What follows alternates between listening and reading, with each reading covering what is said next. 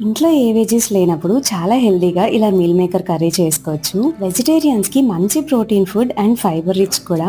So, దీనికి firstly మనం soya chunks అయితే కొంచెం సోక్ చేసేసుకోవాలి హాట్ వాటర్‌లో. ఒక 5 మినిట్స్ వేసుకుంటే చాలు. ఆ తర్వాత కడాయిలో కొంచెం ఆయిల్ వేసుకొని షాజీరా అండ్ జీలకర్ర వేసుకోండి.